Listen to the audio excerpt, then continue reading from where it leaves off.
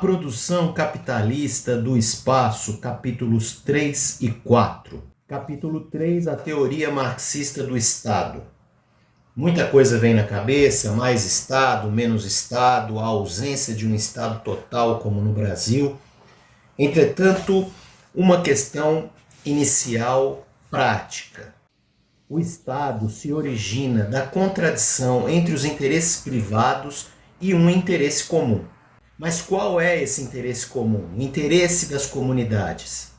David Harvey afirma que para um Estado ser um árbitro, são necessárias duas estratégias. Funcionários do Estado devem estar situados acima da sociedade.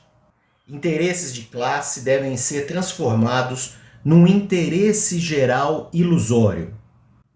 Quanto à primeira questão, concurso público, seleção das melhores pessoas para trabalhar no Estado, para serem os funcionários do Estado que supostamente estariam acima da sociedade, para prestar o melhor serviço, para encaminhar as demandas, etc. Quanto ao segundo ponto, quando fala em ilusão, já começa a falar numa questão complexa, que são as mentiras do Estado. O Estado está a serviço da classe dominante. Portanto, precisamos tomar cuidado com as fake news, com as mentiras, com as grandes ilusões, as pequenas também. De volta a Marx, David Harvey sublinha também que a classe dominante elabora a sua estratégia de dominação a partir dos pensamentos, da cultura, e isso também está presente na máquina do Estado. Ela produz, distribui valores, conceitos, práticas.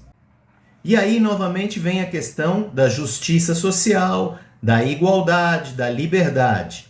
Harvey afirma o seguinte: Marx tem uma estranheza com esses conceitos, pois todos eles fizeram parte de revoluções burguesas.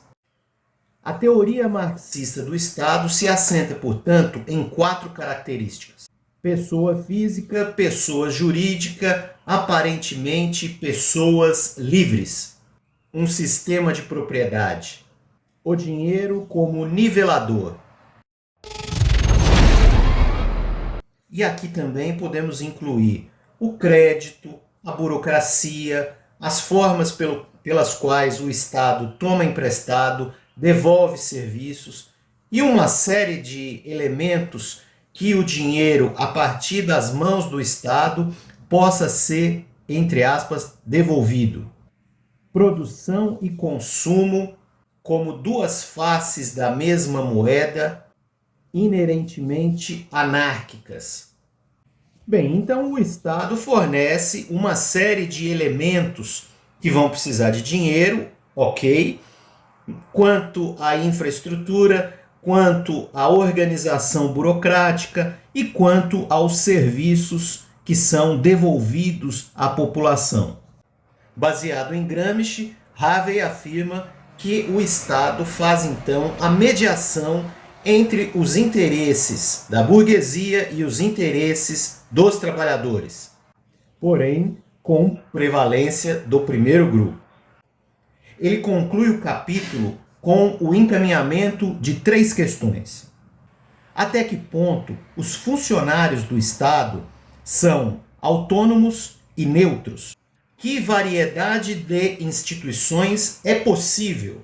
Quais são as funções orgânicas e conjunturais a partir do Estado? Capítulo 4, o ajuste espacial.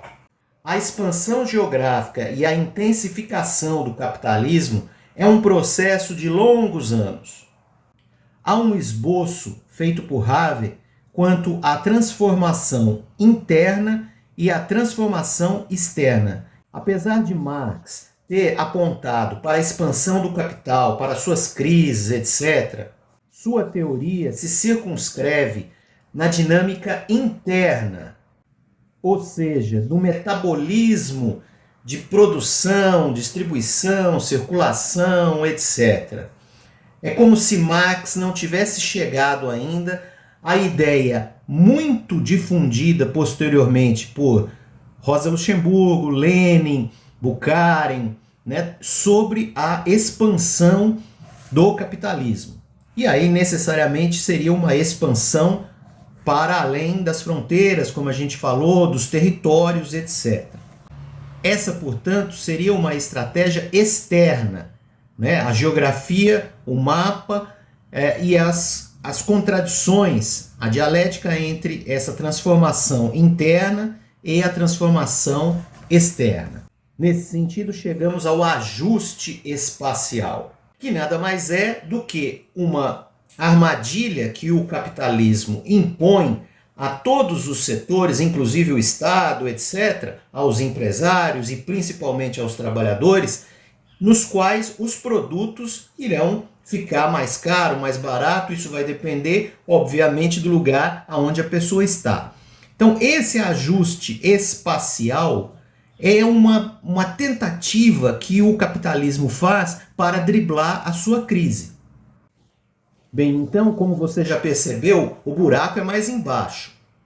A nota 31 da página 122 mostra bem uma questão interessante que eu vou passar a ler em seguida.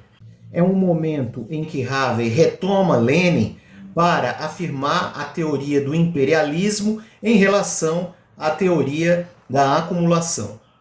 Isso é um pouco complexo, mas vamos destrinchar essa nota. Diz assim: a derivação plena da teoria de Lenin a partir de Marx exige muitas etapas, o que não posso fazer aqui. Em primeiro lugar, devemos fornecer uma base material para as forças que, diante da mobilidade geográfica, tanto do capital quanto da força de trabalho, produzem e sustentam alianças de classe dentro da sociedade civil limitada territorialmente. Procurei cobrir essa etapa num outro estudo, que ele se remete aos limites do capital. A segunda etapa é mostrar como tais alianças de classe, embora basicamente instáveis, podem se cristalizar em torno de configurações relativamente rígidas, de poder político e militar, exercido através do aparelho estatal. Essa segunda etapa foi foco de grande e contínua controvérsia na literatura marxista sobre a teoria do Estado.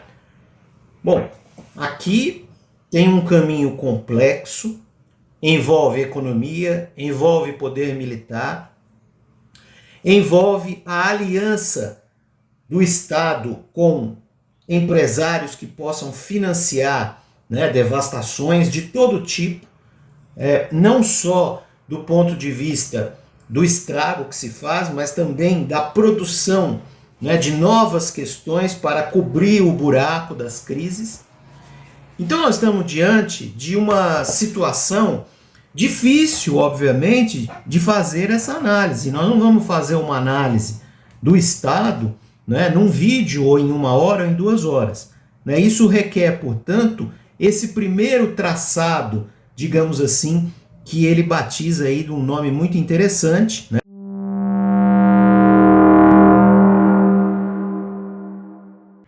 Pegando ideias consolidadas de Hegel, von Thunen e aí de Marx, inclusive o capítulo ele chama atenção para esses autores. Eu vou destacar aqui um último trecho para não ficar muito longo e para que dê, obviamente, para a gente poder fazer essa leitura com mais calma. Então diz assim, ó: o que Marx não prevê, em parte alguma, mas Lenin enfatiza, é a conversão desse processo em lutas econômicas, políticas e militares entre os Estados-nações. Em tempos de desvalorização selvagem, a busca de ajuste espacial se converte em rivalidades imperialistas que sustentam o impacto da desvalorização. É como se os países estivessem brigando ferozmente o tempo todo. E é exatamente isso que a gente vê um pouco, não é, nas relações internacionais, na política mundial, né, dos chefes de Estado, nas represálias que muitos países têm em relação à postura de outros, enfim. A exportação do desemprego, da inflação e da capacidade produtiva ociosa se tornam as fichas num jogo ameaçador. Então, obviamente, sempre que a gente liga a televisão, a gente vê que por trás daquele teatro, né, tem muito dinheiro envolvido.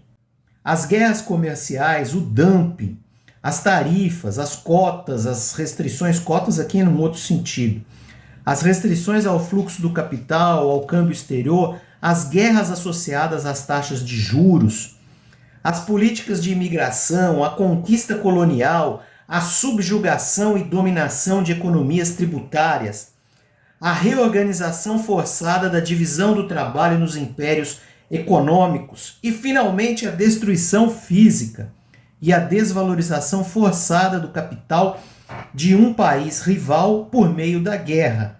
São algumas das opções à mão.